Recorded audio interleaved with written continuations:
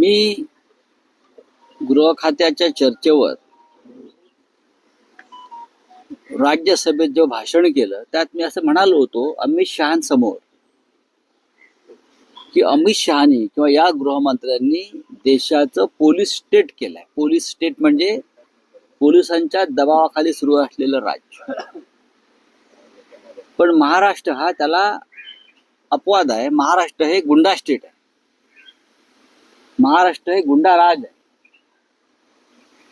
आणि संपूर्ण महाराष्ट्राचा बीड करण्याचा चंग काही लोकांनी बांधलेला आहे. एक बीड नाही, संपूर्ण महाराष्ट्राचा बीड करण्याचा प्रयत्न सुरू आहे.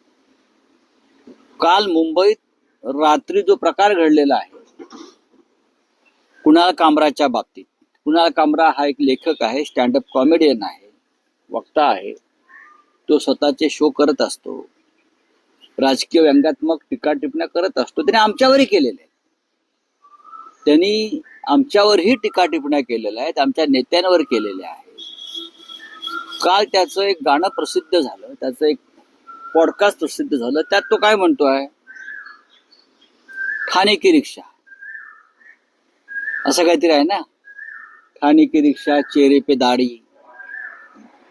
याच्यामध्ये कोणाला किंवा कोणाच्या लोकांना अस्वस्थ होऊन त्याचा स्टुडिओ फोडून धमक्या देण्याची काय गरज आहे? 50-60 लोक जातात, हातामध्ये लाठाकाठ्या घेतात आणि खार परिसरातील ज्या हॉटेलमध्ये स्टुडिओ आहे ते हॉटेल त्यांनी उद्ध्वस्त केलं. या महाराष्ट्राला एक कमजोर गृहमंत्री लाभल्याचं हे लक्षण आहे. माझं देवेंद्र फडणवीस यांना आव्हान आहे की त्यांनी गृह खातं सोडावं. त्यांना झेपत नाही, गृह खात्याचा कारभार त्यांना झेपत नाही किंवा त्यांना काम करू दिलं जात नाही. बीडमध्ये काय चाललंय, परभणीत काय चाललंय, नागपूरला काय झालं, दंगली, आणि आता तुमच्या डोळ्यासमोर महाराष्ट्राच्या राजधानीमध्ये एका पॉडकास्टरचा स्टुडिओ उद्ध्वस्त केला. आणि पोलीस काय झोपा काढत होते? तुमचे पोलीस काय करत होते? या महाराष्ट्रामध्ये सेन्सॉरशिप लादली आहे. काय केलंय? आणीबाणी लावली आहे. जर आणीबाणी लावली असेल तर मला स्पष्ट सांगा आम्हाला तुम्ही. हो, या महाराष्ट्रामध्ये आम्ही आणीबाणी लावलेली आहे. कलाकारांना, साहित्यकांना, लेखकांना, कॉमेडियन्सना त्यांचे कार्यक्रम आम्ही टीका टिप्पणी करू देणार नाही, लिहू दिलं जाणार नाही, बोलू दिलं जाणार नाही, हे त्यांनी स्पष्ट सांगावं. माझं देवेंद्र फडणवीसांना एक आव्हान आहे की नागपूरच्या दंगलखोरांच्या संदर्भात त्यांनी सांगितलेलं आहे दंगलखोरांना सोडणार नाही आणि जे नुकसान झालेलं आहे ते दंगलखोरांकडून आम्ही त्याची भरपाई करू. काल रात्री खारमध्ये दंगलखोरांनी जे नुकसान केलेलं आहे त्या दंगलखोरांना तुम्ही सोडणार आहात की नाही, आणि जे नुकसान झालंय ते तुम्ही या दंगलखोरांकडून भरून घेणार आहात की नाही, हा एक सामान्य जनतेचा प्रश्न आहे. महाराष्ट्राच्या राजधानीत तुम्ही गुंडाराज चालवताय. बरं, अशा प्रकारची गाणी निवडणूक काळामध्ये सगळ्यांवरच आलेली आहेत. रिक्षावाला, दाढीवाला, गद्दार, गुवाहाटी, तुम्ही गाणी पहा त्या काळातली. आमच्यावर केली आहेत, त्यांच्यावर केली आहेत, केलेली आहेत ना.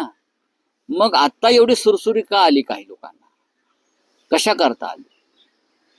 हे गाणं जे आहे त्यात कोणाचा उल्लेख नाहीये, कोणाचं नाव नाही. या गाण्यावरती काही लोक रात्री बेभानपणे नाचली, बरं का, असं मी पाहिलं. लोक नाचतात, त्याचा राग आला का? मग दाढी काढा, तुम्ही दाढी काढा ना. तुम्हाला दाढीच्या विषयी एवढं, स्वतःच्या दाढीविषयी, म्हणजे सगळ्या दाढ्या माझ्याच आहेत किंवा ज्या दाढीवाल्यावरती कोणी काय म्हणतंय ते माझ्यावरच बोललं जातंय असं त्यांच्या समर्थकांना वाटत असेल तर त्यांच्या समर्थकांनी दाढ्या सपासट करून टाकाव्यात. काय चाललंय या राज्यामध्ये?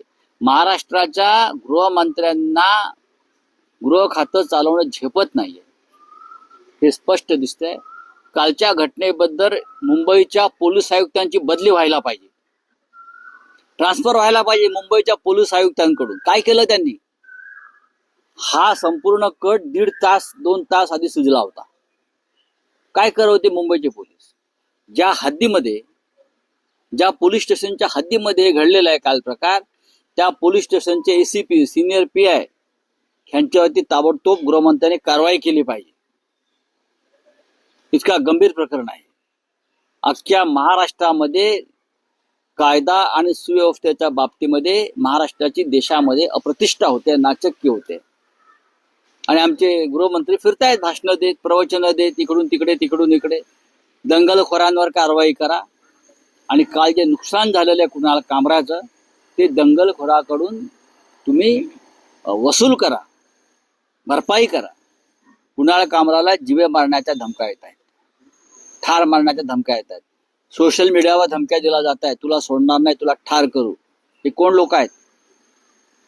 हे कोण आम्ही धमक्यांना भीक घालत आमच्यासारखे लोक, पण तो कलावंत आहे. त्याला संरक्षण द्या असं मी म्हणत नाही, पण धमक्यात देणाऱ्यांवर कारवाई करा. तुम्ही संरक्षण देणार नाही हे आम्हाला माहिती आहे. तुम्ही आचार्य अत्रे यांचे विडंबन काव्य त्या काळातली वाचली असतील ना, त्यांचं आचार्य अत्रे आणि कुणाल कामरा झेंडूची समय रायना हे बघा, झेंडूची फुले तुम्ही कविता संग्रह वाचा. राजकीय विडंबन आणि व्यंग हे होतच असतं. नाहीतर हिंदुहृदय सम्राट बाळासाहेब ठाकरे हे जागतिक कीर्तीचे व्यंगचित्रकार होऊच शकले नसते. राजकारणातल्या लोकांनी आपल्यावरची व्यंगात्मक टीका सहन केली पाहिजे. आम्ही करतो, सगळेच करतात. माननीय बाळासाहेबांनी सुद्धा टीका सहन केली आहे, शरद पवारांनी केलेली आहे, विलासराव देशमुखांनी केलेली आहे. प्रत्येक प्रमुख नेत्यानं ही नरेंद्र मोदींचं सरकार आल्यापासून ही परंपरा पडली की टीका सहन करायची नाही. त्यासाठी मग टीका करणाऱ्यांना बंदिवान करणारे कायदे आणायचे, नवीन नवीन कायदे आणायचे, नवीन नियम आणायचे. महाराष्ट्रात देशामध्ये यापूर्वी घडलं नव्हतं. आणीबाणीत सुद्धा घडलं नव्हतं. मी तुम्हाला सांगतो, आणीबाणीत सुद्धा या टोकाच्या भूमिका कधी कोणी घेतल्या नव्हत्या. देवेंद्र फडणवीस यांना जर स्वतःची प्रतिष्ठा थोडी तरी सांभाळायची असेल तर त्यांनी कालच्या दंगलखोरांवर तात्काळ कारवाई केली पाहिजे आणि नुकसान भरपाई जी आहे ती त्या दंगलखोरांकडूनच वसूल केली पाहिजे. पण शिवसेना UBT पूर्णपणे कुणाल कामराजच्या पाठीशी आहे. अशा प्रकारे पॉडकास्ट करणारे लेखक पत्रकारांच्या मागे आम्ही आहोत. बघा, मर्यादा पाळल्याच पाहिजे. मग पॉडकास्टर्स असतील, लेखक असतील, साहित्यिक असतील, व्यक्तिगत टीका टिप्पणी. मग इतके दिवस विधिमंडळात जे चाललेलं आहे ते पॉडकास्ट पेक्षा भयंकर आहे. विधिमंडळात जे आमचे आमदार किंवा खासदार ज्या प्रकारची भाषा आणि टीका करतायत कमरेखालची, हे तर कुणाल कामराच्या पॉडकास्ट पेक्षा भयंकर आहे. विधानसभेतच हल्ले होतील अशाने किंवा झाले आहेत, ते चालतंय का? त्याच्यावरती या बंधन आहेत का? त्यांना संरक्षण आहे, ते अभिव्यक्ती स्वातंत्र्य आहे. मग लेखक, पत्रकार, कलावंतांना स्वातंत्र्य का नाही?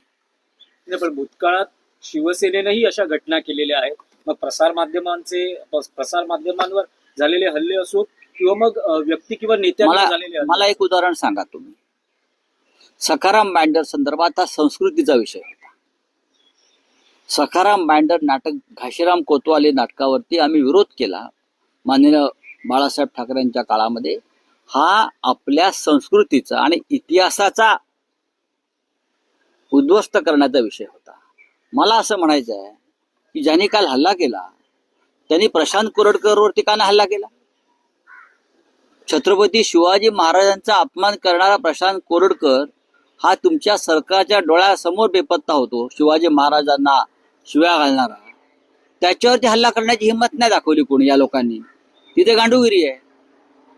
पण कुणाल कामरा एक साधा लेखक, पॉडकास्टर, त्याच्यावरती हल्ला केला. तो यालाच आम्ही गांडूगिरी म्हणतो. करा ना कोरडकरवरती हल्ला.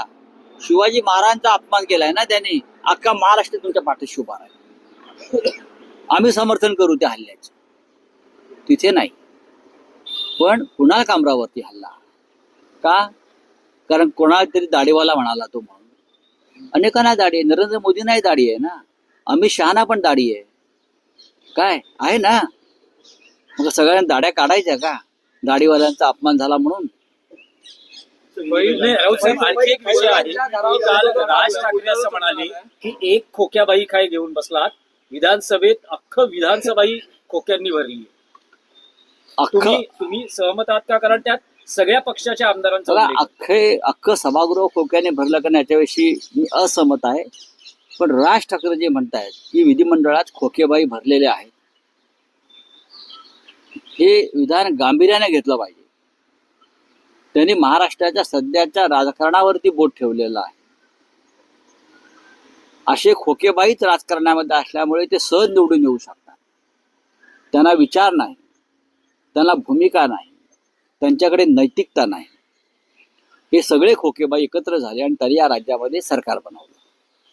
सध्या अजित पवारांचं एक विधान चर्चेत आलेलं आहे. आता बुलडोजर चालू आहे. नागपूरचा जो घटनेचा आरोपी आहे हिंसाचार प्रकरणातला भयंकरांच्या घरावर आता आपण इंटरव्ह्यू देत असताना तिकडे बुलडोजर चालू आहे. बघा, दंगल दोन्ही बाजूने घडलेली. दंगलीची ठिणगी ही दोन्ही बाजूंनी पडलेली. हे लक्षात घेतलं तर सरकार एकतर्फी कारवाई करते. दंगलखोरांवरती बुलडोजर किंवा त्यांच्यावरती ऍक्शन व्हायला पाहिजे. पण दंगलीची सुरुवात ज्यांनी केली ते तुमच्याच पक्षाचे कार्यकर्ते आहेत, ते तुमच्या विचारांचे समर्थक आहेत. औरंगजेबाच्या कबरेचा मुद्दा कोणी काढला? ते तुमच्या मंत्रिमंडळामध्ये आहेत. चिथावणी तुमच्या मंत्रिमंडळातल्या सहकार्याने दिलेली आहे. जा कोकणात बुलडोजर पाठवा ना, मग किंवा पुण्यात बुलडोजर पाठवा ना. तुमच्याच लोकांनी ही वक्तव्य दिलेली आहेत. त्यानंतर लोकांना ही चालना मिळालेली आहे. समान न्याय, तुम्ही समान नागरी कायदा म्हणताय ना, समान कायदा आला पाहिजे ना, समान कायद्यानंच कारवाई व्हायला पाहिजे. तर ही सर्व प्रकारच्या आणि सर्व पक्षाच्या, सर्व धर्माच्या लोकांवर, दंगलखोरांवर एकसारखीच समान पद्धतीची कारवाई होणं गरजेचं आहे या देशामध्ये.